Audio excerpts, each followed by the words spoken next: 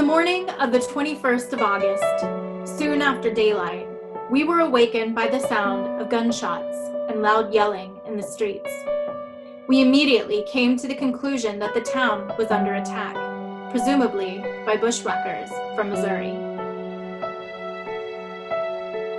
And without a word, deadly aim was taken at him, shot after shot in rapid succession, emptying his revolver, then taking the weapon from the hand of his companion, and unloading that weapon to make sure of certain death.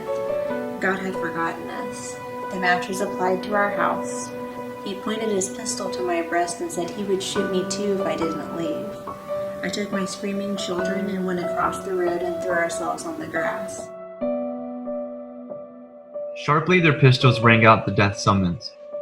The victim sank into the earth, pierced with 4 bullets. His companion was shot down in a like manner. The ferocious butchers left the bodies of the 2 men ghastly and apparently lifeless. After the men were shot, the house was entered and despoiled of everything valuable and then set on fire.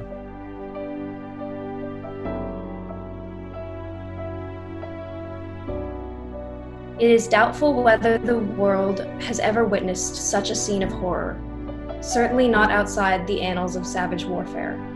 History gives no parallel where an equal number of such desperate men, so heavily armed, were set perfectly loose in an unsuspecting community. The carnage was much worse from the fact that the citizens could not believe that men could be such fiends. No one expected an indiscriminate slaughter.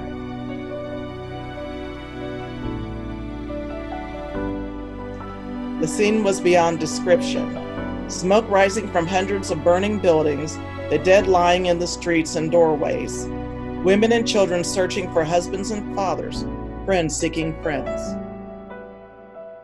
Several bodies were found so badly burned and shrunken you could hardly tell that they were human beings and could only surmise who they were.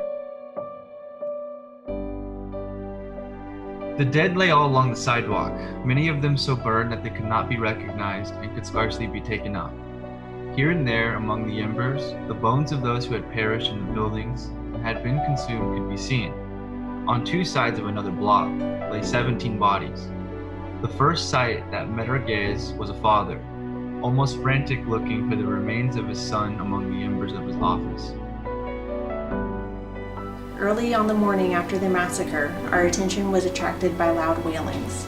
We went in the direction of the sound, and among the ashes of a large building sat a woman, holding in her hands the blackened skull of her husband, who was shot and then burned inside their home. Her cries could be heard all over the desolated town, and added much to the feeling of sadness and horror which filled every heart.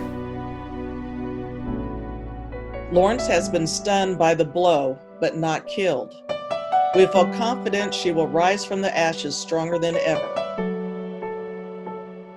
Those were dark days that tried men's souls. Nevertheless, we learned to love our adopted city, country, and state.